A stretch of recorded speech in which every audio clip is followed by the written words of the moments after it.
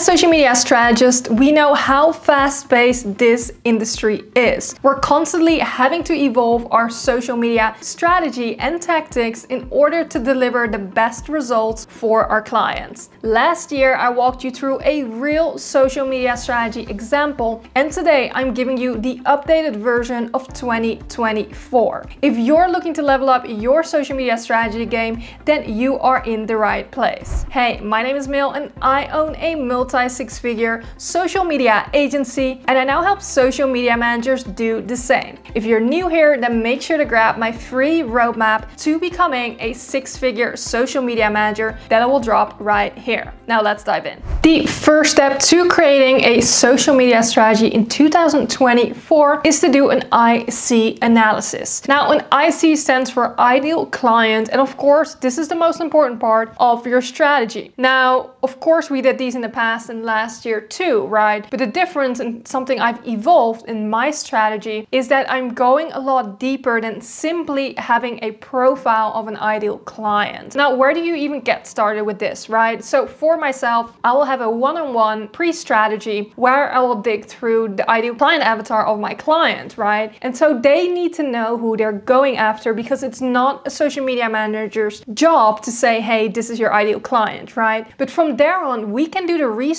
and they may not know every single thing, right? But they need to know somewhat who they're going after so that you can do additional research and say, hey, this is the avatar that I've come up with based on the information you've given me, and go deeper into what are their actual pain points, and based off that, what are their deepest desires, right? So when you have these, it's a lot easier to create content and build out the full strategy, because now you know what their actual pain points are and their desires as a whole, right? So this analysis is pretty in-depth, but it's very important as it makes the core of the strategy, because once you nail this down, everything else will fall into place. Now, if you have no idea how to go about onboarding your client and getting this information from them, then I do have my onboarding questionnaire, the exact one I use in my agency, for sale. It's only $9.99, and you can grab it in the description below. Now, the second step in creating a 2024 strategy is to align the social media goals with the business goals. Now, here's the thing, right? Social media can do a lot of things, but at the end of the day, we wanted to move the needle towards the bigger picture and the overall business goals, right? And so instead of a client telling you, I want to generate this many sales on social media, that may be their business goal. And it's for you to say, as the expert, okay, if this is your goal as a business, then here's how social media plays a part in that, right? Especially if they're only focused on organic, right? It's gonna take a lot longer to drive that momentum and generate sales. And so you really want to know their business goals at the core so that you can figure out, okay, these are then based on your business goals, the social media goals. And that way you set very clear expectations with the clients, how you're going to measure your success, right?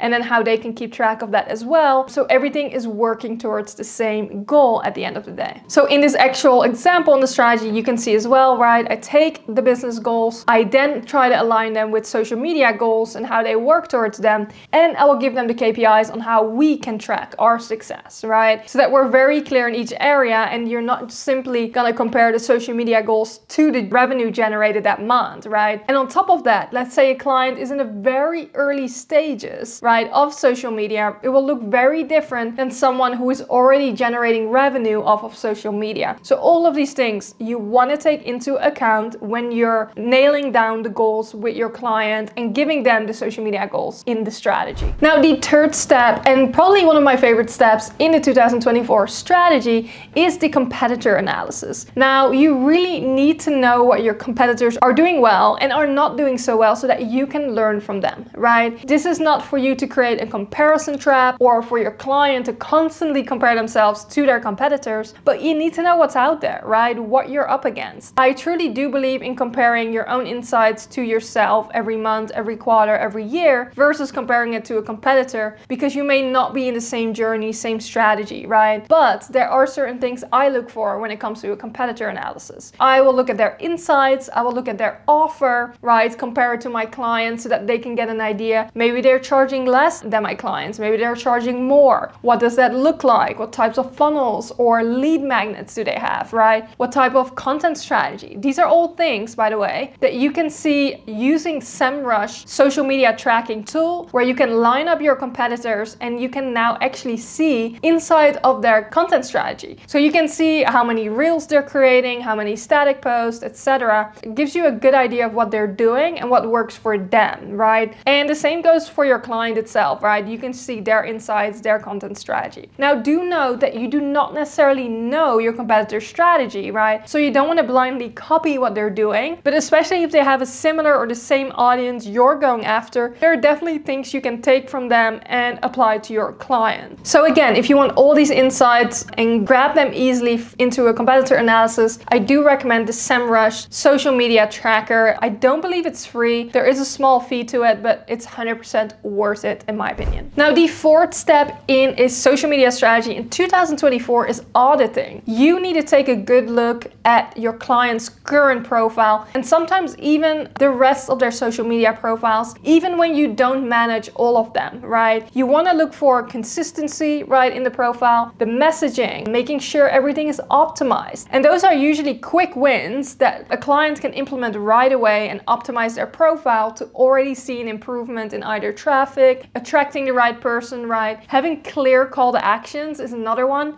that are often missing. Are they using a logo instead of a photo for a personal brand, right? What types of banners are they including in their other profiles? Is the call to action strong enough to get people into the funnel? These are all things you want to look for when you're auditing their account. And you can even do that by looking into their content strategy, some of the things they can improve there that you want to start implementing right with your strategy. So auditing is an important way to showcase, hey, this is where you're at right now. This is what we're going to implement now. And then in the future, again, you can do an audit again, see if anything needs to be changed or tweaked. Now, the fifth step to a social media strategy in 2024 is the content strategy. Now, honestly, this is going to take the most time and space into your social media strategy, because now that you've gathered all the insights, data, right, audits, checked out the competitors, you know who the ideal client is, now it's time for you to craft the content calendar and start forming the content strategy, right? What types of content will your client be creating, or will you be creating on behalf of the client, and following what format? So I like to split this up into top of funnel, middle funnel, and bottom of funnel, right? Top of funnel is the awareness content. Middle funnel is where we're nurturing the community that's already there. And then bottom of funnel, we're really converting your audience, right? So within each category, you're gonna have different ideas for the client and focus points that they want to implement, right? But this varies based on their goals and if they have any launches coming up. So let's say someone has a launch coming up, you might be implementing a lot more bottom of funnel content because you want to convert the people that are already in their audience versus attract a bunch of new people with top of funnel content, which may be reels, relatable or entertaining reels, right? So again, that is the first thing I do, splitting it up into sections so the client has a good understanding of what each is, right? And why we do the things we do. Then from there on, I like to research the most frequently asked questions. Again, this is based on research and data that I find online in comment sections. Maybe if your client has a big account, their own comment section. You can look at resources, ask the public, Google keywords and searches, you name it. There's lots of different things where you can really find this information online, but you do need to do your research. From there on, you want to form those questions so that they know, or your client knows, these are the types of questions your ideal client has, right? That they need answered before they become a customer. And this gives them so many ideas for content, right? And what problem we're trying to solve. Again, going back to the ideal client analysis, right? What are their biggest pain points and their deepest desires? And from there on, you can create a ton of content answering those questions, providing value and education on top of providing them with a solution, right? Now, if you're like, this is so much information and within your agency, you wish you had all the resources from A to Z, I do offer the Thriving Social Media Manager bundle for $99 that includes anything from lead generating, scripts and templates, strategy outlines, just like this one to give you a guideline of what to include, and so much more many more templates for you to implement,